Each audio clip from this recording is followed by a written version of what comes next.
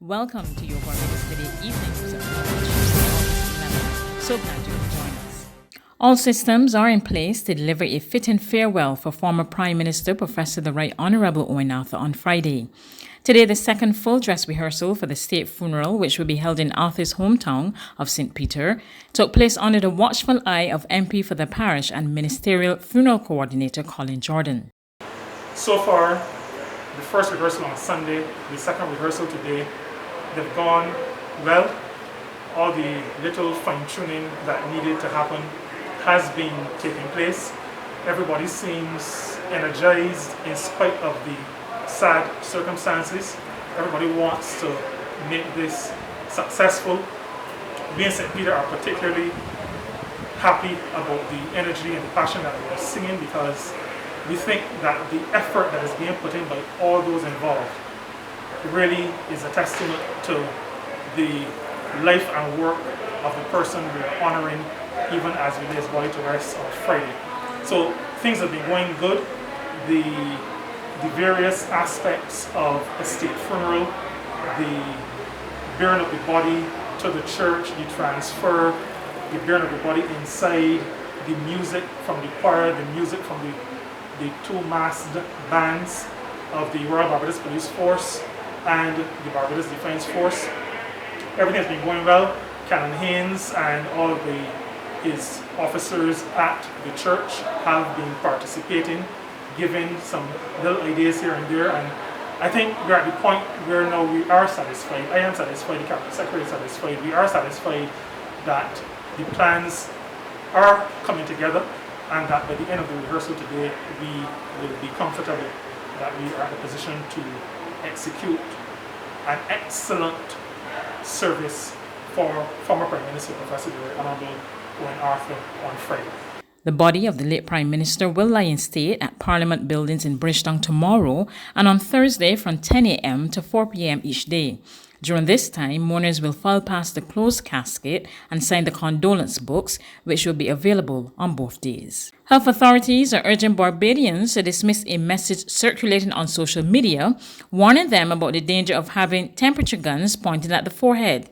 The social media spokesman, who claims to be quoting an Australian nurse, suggested that it was less harmful for the temperature to be taken at the wrist or elbow, since there were potential health issues caused by aiming the infrared gun at the pineal gland located in the brain.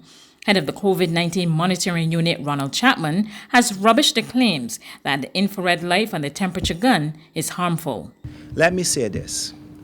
The temperature guns, the infrared light you're going to get from the temperature gun is no different, and it's much, much less than the infrared light you get from the sun every single day.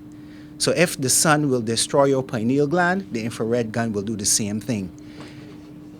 The amount of radiation you get from your cell phone by putting it next to your ear far exceeds anything that infrared gun will do to you.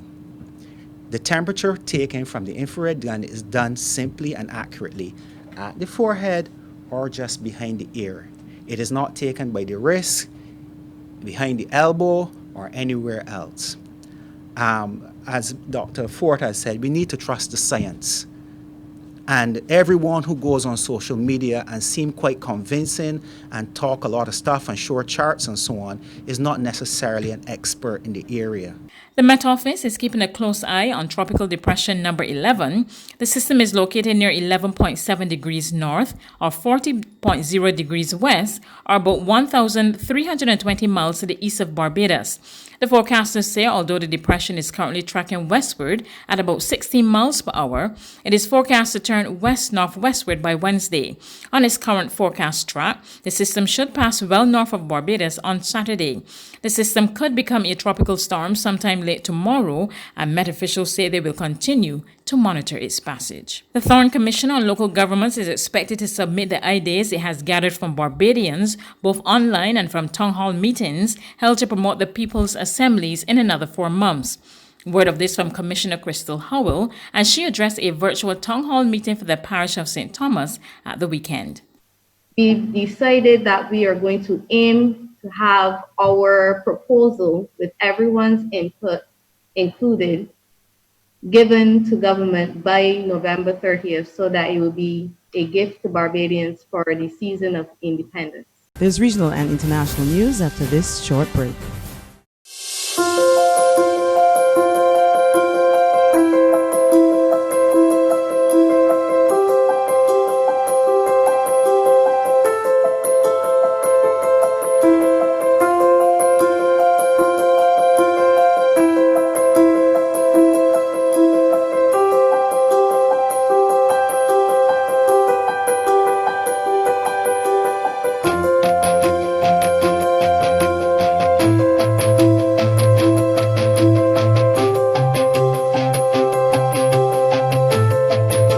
Barbados Today, news you can trust.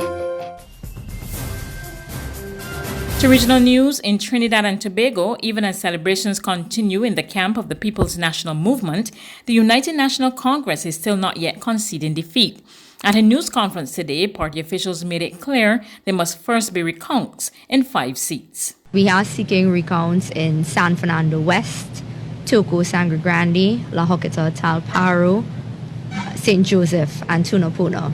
As it stands right now, the United National Congress is awaiting the results of recounts in 5 key marginal seats, and until we get those, we have not conceded the elections 2020. On the international scene, U.S. Democratic presidential candidate Joe Biden has named Senator Kamala Harris as his running mate, the first black woman and Asian American in the role.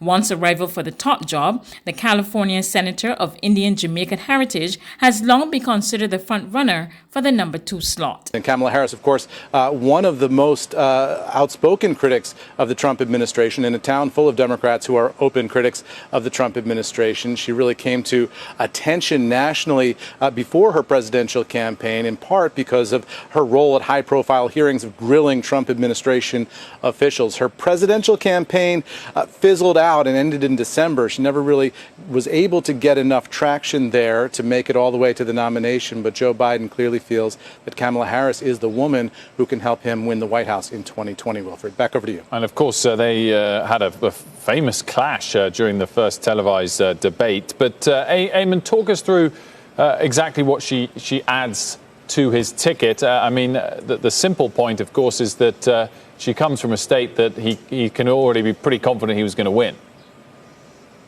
Sure, yeah. He's not making this pick because he needs help in California. He's making this pick because Kamala Harris is a former prosecutor who's seen as a serious heavyweight player in the Democratic Party. She's African American. She's female. All of that will help win over constituencies that Biden needs to win over. The question, I think, with Kamala Harris now is going to be, in the wake of these anti-police violence protests that we've seen throughout the country, will progressives and liberals see her as somebody who's on their side on the issue of police violence, or as a former prosecutor, will they say, this is somebody who is too aligned with the prosecutors' offices and police departments for our taste? So we'll see how this goes over with the progressive and liberal wing of the party. And of course, Joe Biden needs them too in order to win in November. That's news, but for the very latest, visit our website at www.barbadostoday.bb. You can also subscribe to our e-paper, email updates, or like us on Facebook, and sign up for our breaking news alerts via WhatsApp. We're also on Izumi Media and bus terminals, as well as screenplay at supermarkets and gas stations near you. You can also hear us on Mix 96.9 FM and Capital Media HD 99.3 FM.